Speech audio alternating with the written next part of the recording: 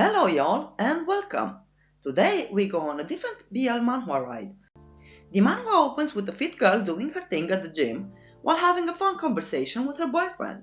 Unbeknownst to her, the boyfriend is in the middle of bed gymnastics with his roommate during the whole phone conversation, passing it off as exercising to her. We are introduced to the roommate, Jo So-in, our protagonist, when the guy with the girlfriend passes him the phone to confirm his whereabouts to her. This is how we are presented with the guy's name, Sungha. He is an average looking guy, a reddish brown hair, round glasses, cunning eyes, and a wicked smile. And on the giving end of activities. After such exercise is finished, our protagonist can be seen laying on the bed after receiving rough love from Sungha. The latter, all composed and dressed up, leaves the room, only after giving unreasonable orders of curfew to our So-in. Resigned, So-in accepts, even though the curfew time is physically impossible to oblige by due to work schedule. Yet it's pointless to even openly object. In that house, Sungha gives the orders and So-in has to obey. Our protagonist goes to take a shower, observing that today he was lucky not many marks were left by the glasses guy. Probably the conversation with his girlfriend put him in a good mood. During the shower, So-in can't help himself but hope that the day when Sungha marries his girlfriend comes soon, so he can finally be free from his clutches. He then reminds himself not to dare hope for freedom, so he won't have to go through despair and disappointment when his hopes and dreams shatter. His thoughts give us a glimpse of the past. Both of them were best friends, and So-in had his first crush on Sungha. During high school, Sungha discovered So-in's secret and started beating him up every single day. And his hopes of escaping this circumstance after graduation were crushed by Sungha's ambush and deceit towards his mother, making plans for them to go live together while attending university, supposedly to cut on expenses. Afterwards, So-in tried to run away and escape, but by then Sungha had gathered too much compromising photographic evidence, so escape without dire consequences on his social and family life was out of the question. Since then, So-in even stopped hoping due to multiple failed attempts at escape and the despair that came with it. His only goal in life at the moment is not to piss him off on any given day. We are then taken to a scene happening at the restaurant So-in works at. Our protagonist is being scolded for breaking yet another dish, since he is always absent-minded and with his spirit crushed. While he tries to pick up the pieces of the broken plate, he slices his finger open and blood drips out. This attracts the attention of the boss, who inquires about the situation while holding a handkerchief over his nose, a weird expression painted in his crimson eyes. We are then shown the story from the boss's POV. It introduces us to a new species, vampires, immortal beings resembling humans that feed on their. But the boss ain't no regular vampire. He can't stand the taste and smell of humans, so he feeds on other vampires. We are shown how the latest he hunts down in pursuit of his meal threatens the boss of being hunted down himself once the others discovered what happened. But for our vampire, that means less hassle of searching for his next meal instead of a reason for fear. Fast forward to the present moment, the boss shows up to the restaurant intending to have dinner to wash down the taste of the vampire earlier. Amongst the preparation the restaurant staff make every time the boss shows up is sending home for the evening any wounded staff member and all customers to not have the scent of finger in the premises. However, while the manager updates the boss of all the precautions taken for him to enjoy a pleasant meal, a peculiar scent hits him like a truck. The manager panics and goes to double check, while the boss, bewildered, acknowledges the possibility of the scent coming from, even though usually humans smells disgusting to him. He is so engulfed that his fangs uncontrollably get exposed, causing the manager to hand him a handkerchief to cover his nose and mouth. Our vampire is so drawn in by it that he goes to check things out himself. In the kitchen, one of the other staff members realizes the gravity of inconveniencing the boss with the sight of our protagonist's dripping finger over the broken plate and starts apologizing and nudges So-in to bow in apology as well, which results in him getting even more cuts on his hand from the impact with the porcelain shards. The scent intensifies, and the vampire feels compelled to prevent Soin from escaping his fictive grasp, having just earned the ultimate prey status. He can't help himself from holding Soin's hand, expressing his intent to provide care to the wounds. But our guy has none of it and gets put off by such gesture. He gathers the pieces of the broken dish and excuses himself whilst leaving, since his shift is over. The manager addresses the boss in surprise, realizing that it was the first time our vampire wasn't disgusted by the scent. Innerly, the latter concludes that Soin smelled alluring to him, despite the owner of said having such a lifeless and apathetic expression. He fantasizes on how would it feel to drink it, and what changes would that bring to Soin's empty eyes. So he orders Mr. Manager to do a thorough investigation about Soin's life, even to the smallest of details. And there we have it, folks, our first red flag from the vampire male lead. Moving on, we are then taken to Soin's and Sungha's apartment, where our protagonist arrives in a rush, but still 2 minutes late, according to the latter's orders. Shaking from fear, Soin reaches for the door, while regretting wasting time at work due to the broken plate incident. He puts on a forced smile and opens the door, only to be met with Sungha and his girlfriend in a compromising pose while he is removing her stockings. She is shocked by such unexpected development, but Sungha welcomes Soin home, displaying an oddly kind and cunning smile, as if satisfied by things going according to plan. Sungha then accompanies his girlfriend to her car, apologizing for the interruption, feigning ignorance about his roommate's arrival schedule. She is very reassuring about it and even gives Sungha her credit card to buy himself food and anything else he wants. The dude hit the jackpot with his girlfriend, I'm telling you. He cheerfully accepts her financial gift, while pondering Soin's cuteness. Back at home, Soin anxiously bites off his nails, crouched, awaiting the return. As soon as Sungha enters the apartment, Soin puts on the performance of a lifetime, showering the first with love and affection. But his attempt at dissipating Sungha's misplaced anger proves unsuccessful. Soin then tries to use the situation to his advantage, acting as if he was perfectly on time instead of 2 minutes late, as his jailer ordered. But the glasses-wearing narcissist catches whiff of it and strongly slaps our protagonist on the face. He then commands him to ditch his clothes, not intending to let him get out of the situation easily today. Few moments later, Sungha yawns, out of boredom, since the performance of Soin while preparing the entrance ain't to his liking. Sungha's patience is not his best quality, so he proceeds at giving a helping hand, better said fingers, purposefully causing pain to the entrance. Soin's pained objections cause even more alteration to the already bad mood, so he intentionally causes more pain at the entrance, so much so that Soin starts crying profusely. Seeing Soin in tears brings joy to the narcissist. However, our guy's continuous whimpering pleads for a more gentle fingers gymnastics dampen this mood again, at which Soin changes his approach to get the real thing shoved in the dark, damp, and cozy tunnel. This approach seems to do the trick, getting Sungha up and running towards said tunnel. While the narcissist is immersed in the bed activities, Soin innerly begs the gods for someone to put an end to this for him. Someone. Anyone. On a rooftop, on a nearby building, our vampire male lead looks towards the roommate's bedroom with the lights on. He excitingly grasps a piece of paper with Soin's information on it, looking forward to the pursuit of his ultimate prey. The next day, Soin sleeps heavily after a tough night and Sungha tries to wake him up, in a kind manner at first, but since it proves futile, he slaps him on the same cheek like last night. Soin wakes up startled to be presented with a bowl of rice porridge made by Sungha. While the glasses guy spoon feeds him, Soin can't help himself from thinking of unlucky scenarios that would be a blessing for him if they were to occur to Sungha. The latter instead brags about gaining even more compromising photographic evidence to add to his collection. He then tells Soin that today he shall be attending church community activities and reminds our guy about an even more outrageous curfew. Once he leaves, Soin pukes the porridge out. He also a bad cook, huh? Why am I not surprised?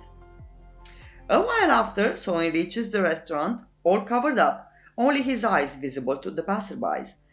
And the boss is right there, waiting for him to arrive. Not only our vampire has the good looks, tall, dark hair, and mysterious vibes, but today he also dressed to impress. He clearly enjoys hunting his prey.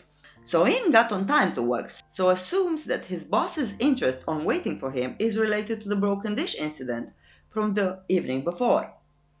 But our handsome vampire dismisses such presumptions and removes the fashion mask off of Soin's face to reveal his swollen cheek. The excuse of trip and fall does not sway our meddlesome vampire and inquires if Soin wants his help. Then he pulls a trick from Lucifer Morningstar's textbook. His crimson eyes start glowing, compelling Soin to answer truthfully. Lucifer's way was more entertaining. Tell me what you truly desire. But, oh well. Anyway, Soin falls into our vampire's spell and asks him if he could end someone. As soon as the boss's eyes stop glowing, Soin's wits come back to him, passing it off as a joke despite shaking from uttering such words. The vampire tries to calm him down, offering a hot beverage. Due to persistent inquiries from the vampire, Soin retracts his first statement, asking instead if he could stay at the boss's house for a few days. At least this way he wouldn't have to see Sungha for a little while, even if this would mean that the roommate could report him missing, like he did on one of his past attempts at escape.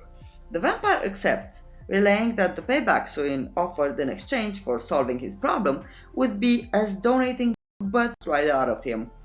That makes Soin think that the boss is part of a cult, to which the latter demonstrates that his fangs are the real deal, reinforcing his status as a full-fledged vampire.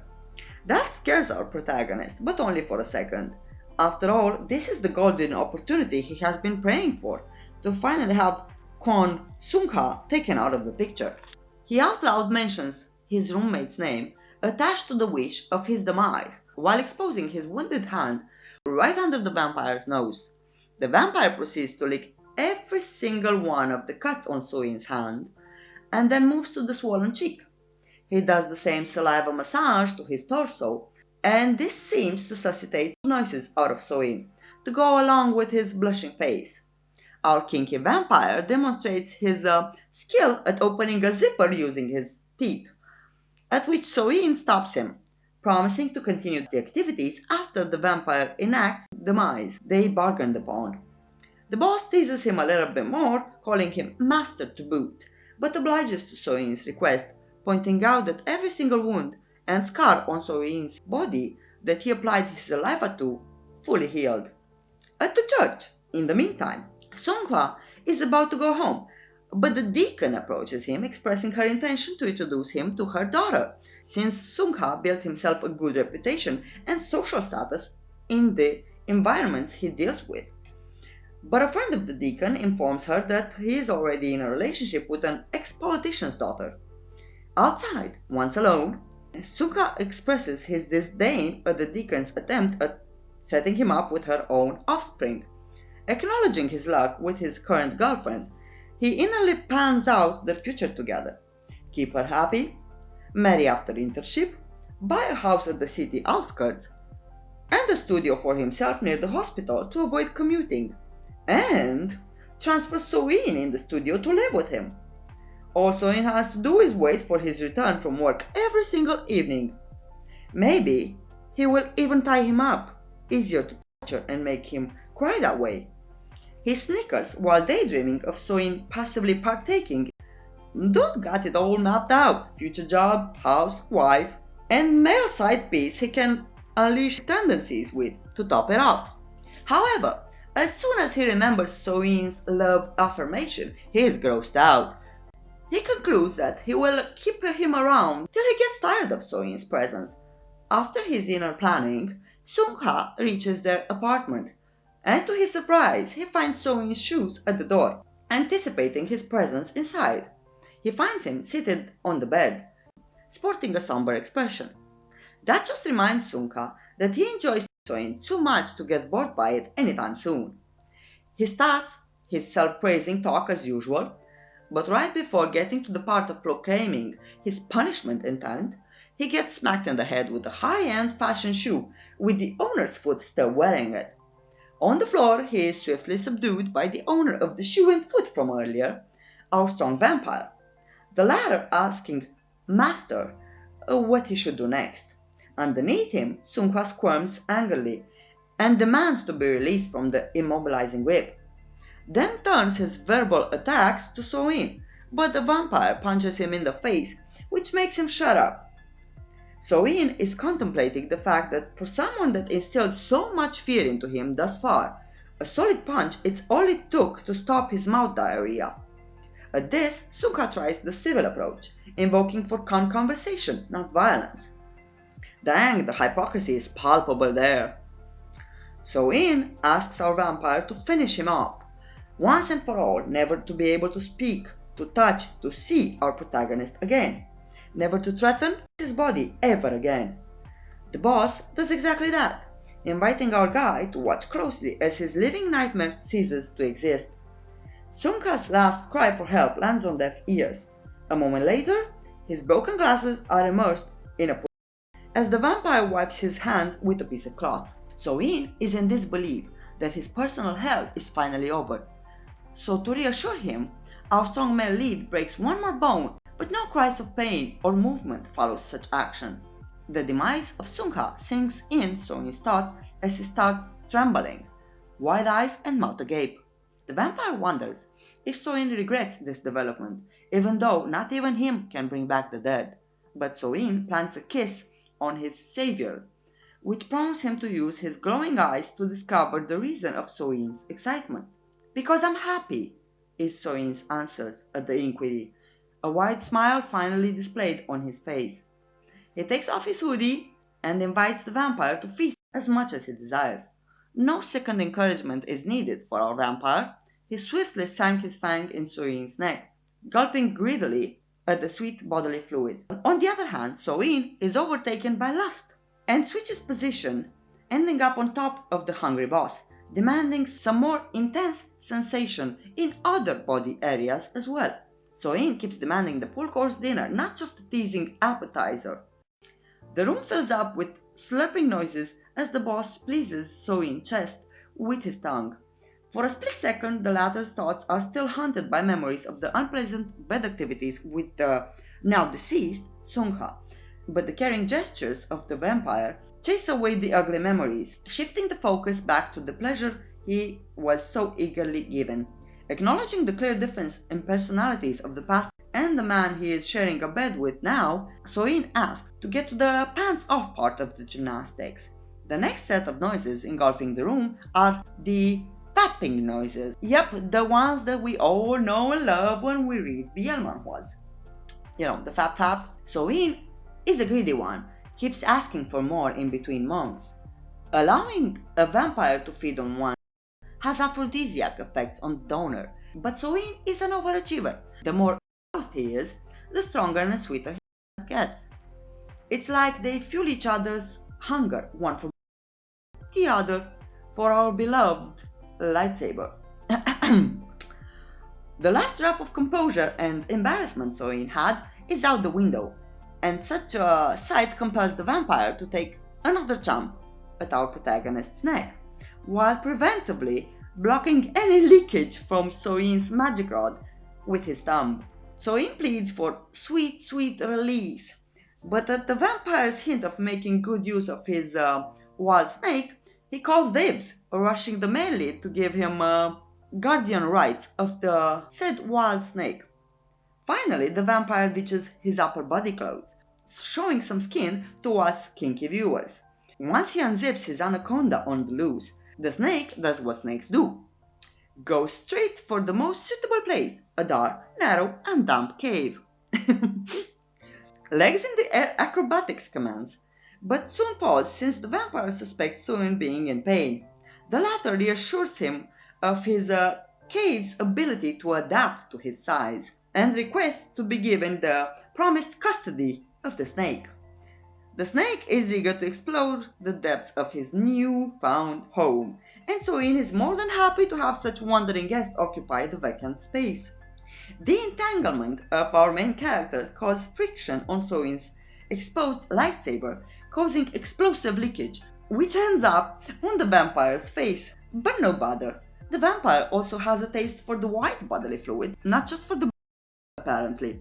Soin tries to apologize for his uncontrolled aim. However, the active participant of the bed activities changes position and keeps letting the snake do its exploring. This has an immediate effect on Soin, his lightsaber activating again with ease. Soin is so overwhelmed by the sensations that requests a slower pace, but with not much success since the vampire is now so immersed in the endeavor that he can slow down only after he also releases the pent-up wild fluid. Soin asks for the snake not to leak inside of the cave. The vampire, though, claims it's necessary to do the opposite of Soin's request. The scene then changes to Soin waking up from a nightmare of his past bed sharing with Sungha, situated in an unfamiliar bed and room. Our smiling vampire greets him with a glass of warm water to soothe his hoarse voice after the previous night. Memories of the passionate activities flood Soin's thoughts, causing embarrassment. He chokes while sipping on the water. The coughs make the vampire panic and fear for his life, since humans can die easily according to him. He once again demonstrates to Soin that he is not human by healing the fang wounds on the neck, revealing to him that his saliva is meant to have an aphrodisiac effect apart from just healing. The vampire proceeds relaying how things work. A species has two ways to feed on its prey. One, become a predator, or two, become a parasite. Vampires belong to the second category. They don't dispose by demise of their prey, they prefer to let them live and feast on them for a long time. And to make mealtime more pleasant for the prey, they give pleasure in exchange for. But at the question why he released in the cave the night before, the vampire clarifies it was to mark the territory. Soin is the only human he can drink from, and he wants no other vampires flocking near him. Soin assumes he is the first human or vampire drank from. However, the latter dodges answering explicitly by pointing out how unique Soin is to him, like a personal walking miracle. He expresses his wish to continue this symbiotic relationship, stating his intention to provide to Soin's every need, no matter of what nature. Since Soin sees him as a savior, he agrees out of gratitude. The scene changes to a few moments later, Soin bent over with his buttocks fully exposed, while the vampire engages in exploring the cave with the tip of his tongue, despite Soin's embarrassed protests. The next chapter gives us a display of the morning events from the vampire's point of view. He finds Soin very cute and endearing when he accepts the symbiotic relationship between them. Soin voices his intention to wash up since he has bodily fluids that don't belong to him in certain body orifices. Few moments after, Soin is submerged in the bathtub prepared by the vampire, while the latter insists on washing our protagonist's arm. His concern is out of preservation instincts towards his meals provider, to avoid him dying from sleeping in the bathtub. Soin, though, can't help thinking that humans don't die so easily. After all, he used to have scars from Sungha's attempt at his life in the past. While the vampire washes his body, Soin keeps reminiscing on the now healed scars and tortures Sungha inflicted on him. When it comes to cleaning the cave entrance, Soin expresses pain from the swollen area. The vampire positions him in a pose that gives clear view of the interested pained area and treats it with his healing saliva, right from the source. Of course, Soin's lightsaber reacts to it, making it futile to state that he hates such treatment. Tapping noises and movements are being provoked by the vampire strokes on said lightsaber, combined with the saliva treatment at the cave entrance. The result is a splatter of Soin's bodily fluid on the bathroom window. The vampire invites Soin to finish washing up, cause they got a busy day ahead. Noticing that the vampire is also turned on, Soin inquires if he wants to do lusted gymnastics or if he prefers to take a sip of for the time being. There is still much to happen in this manhwa, but for now, this is where the segment ends. If you want to see a next part, please let me know in the comment section. And if you enjoyed my recap, commentary, and wildlife coded description of the kinky scenes, please consider subscribing, like, and share. You know the drill. It helps a lot and would be very appreciated. In the meanwhile, I wish you all a great day. See you on the next one. Thanks for watching.